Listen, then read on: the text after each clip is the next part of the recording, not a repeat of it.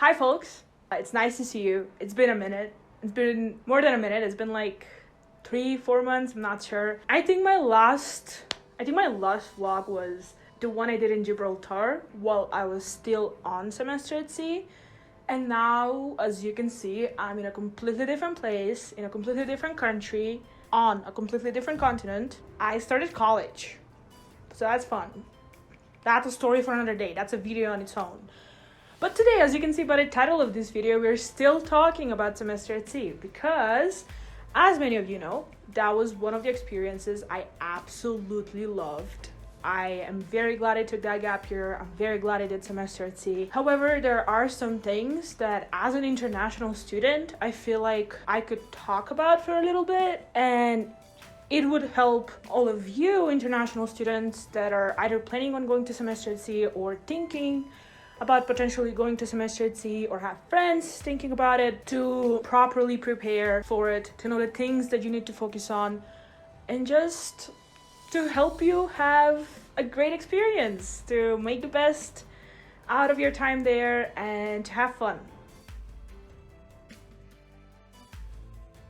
Alright, so I'm gonna start with the most important things because I feel like the order I'm gonna make this video in is gonna be very subjective. However, it's not gonna be a long video, so stay till the end because I think there will be a few things that you will like to hear about. So first things first. As an international student, as somebody who's not coming from the United States to semester at sea, you will need to take care of your own visa things, your own passport related things, everything you need in order to travel, in order to get to a country. There will be people there who are supposed to help you with it. There will be people there who are going to try and help you with it. However, as you will hear many times, you are the one and only person responsible for your own travel documents. Therefore, in the beginning, before going to semester at sea, in that 6 months period when you prepare, really do take seriously the fact that you are going to a bunch of different countries. In my particular case, it was a European voyage, but I know this fall 2022 voyage is supposed to go to some countries that are not in Europe. So for us, it was mostly Schengen visa restrictions, or just particular countries like Scotland or Morocco, that was supposed to be a country where we would go, had visa restrictions for people coming from different countries. So our voyage wasn't that complicated, but there still were a bunch of problems for people who were there on particularly a Schengen visa. Because what the Schengen area essentially tells you is that you have a period of 90 days that you can spend inside the Schengen region, and then there's a period of a certain amount of days that you have to be outside of the Schengen region in order to be able to come back and legally be a tourist there.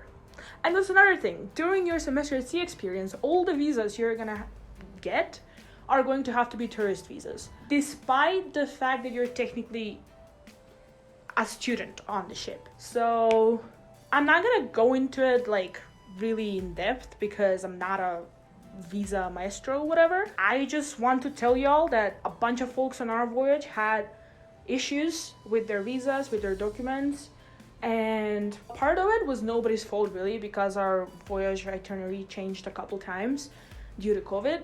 So hopefully that's not gonna change. That's not gonna happen on future voyages from now on. But staying on top of your visa things and visa restrictions, and just knowing what comes with your own citizenship and with the passport you hold is really important. Nobody's gonna tell you that, or if they do, they're gonna tell you when it's too late. So while I love all the folks on semester at sea, faculty, staff members, literally everybody who tries to keep it together and help all the students out, they cannot do it for 600-700 people. And a lot of the stuff is American, so it's natural they know more about the American students. Therefore, take care of your own things. Moving on to something more chill, yet very important for your own comfort and well-being, is bring snacks. Depending on your itinerary, the food that you're going to eat during the 4 months that you're at sea is gonna be very different. However, the snacks that you can buy on the ship and the food that you're going to eat in the cafeteria or like the restaurants is really American. Let me put it that way. There's a lot of like carbs and fries and potatoes and yeah, I don't know, like there's not gonna be the traditional food you're used to or the snacks that you can find in your own supermarket or like the store down the street. So what I did was we were all allowed up to 2 suitcases, and literally one of my suitcases was full with snacks, and I had snacks during the duration of the whole voyage, and that's one thing that I was really like happy with. And also while making friends, it's super easy and cool to just have like candy or chocolate or something from your own country that you could bring and can share with people, and therefore you can make a bunch of friends, you can try each other's foods, and you can have fun.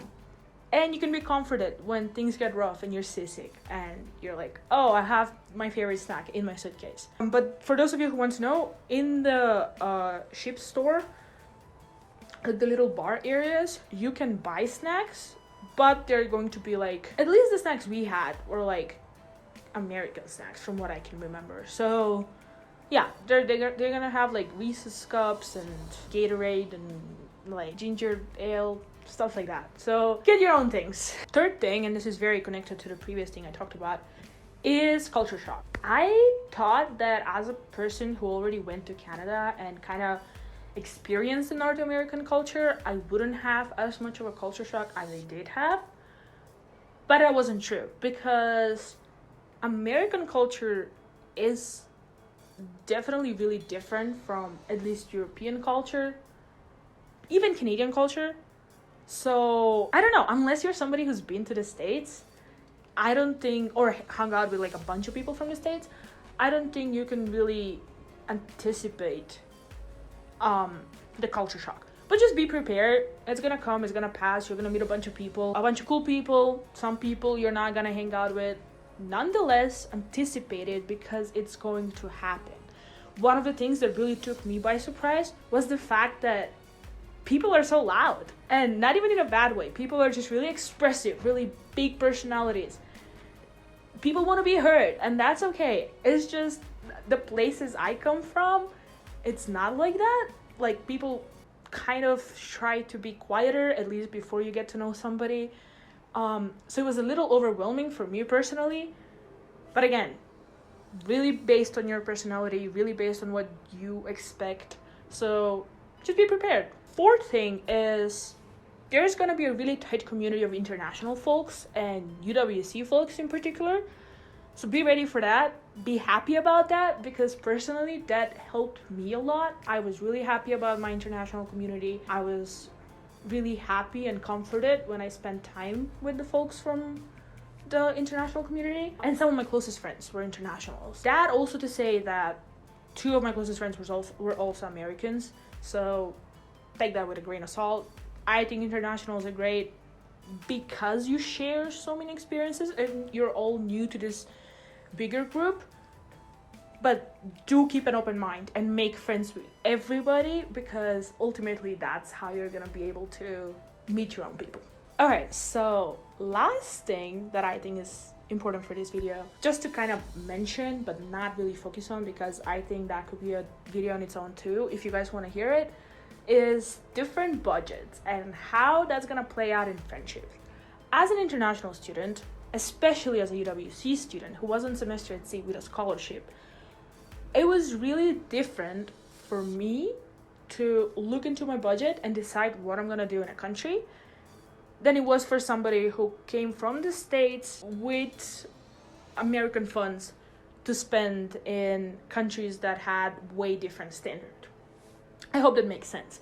So for example, some of the countries we went to were Greece, Cyprus, and Croatia, which are all countries seen as cheap from the American students, just because of like standards and average salaries and wages in the States, and how that is compared to Eastern European standards or Balkan standards. That's like one example, but I'm sure you're gonna see that in different countries, because I think this voyage is going to India, if I'm not wrong. It's going to Croatia again. It's going to, I think, Greece.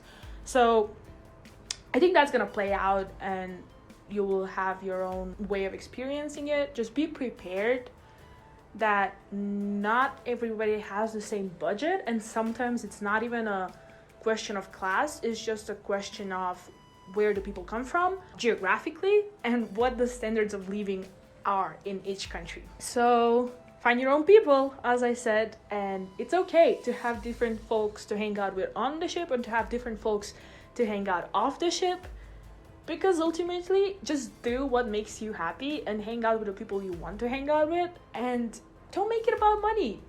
It doesn't have to be. Like, you can really have fun with, I personally would spend like less than 100 euros in a country for 4 or 5 days, and I would have a bunch of fun.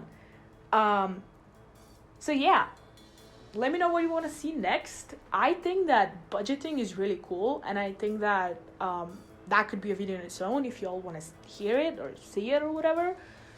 I had a lot of people talk to me about it and ask for tips, because I think I did pretty okay money-wise, and I had a really great experience. So do let me know if you want to see a video on budgeting. Do let me know if you want to see a video on anything related to semester at sea, UWC, or even college. Now that I'm in college, I'm in Colorado College, by the way, in the United States, in Colorado. So I would be happy to talk about any of those things. I am looking forward to having a place where I could film, because this room is really nice. I only have one roommate, and I love my roommate, and we get along great. Therefore, I think I could film, and I could spend some time talking to you guys and sharing my experiences. And yeah, that's it. I hope you all have a great day. I love y'all, and see you next time. Hopefully much sooner than the previous video.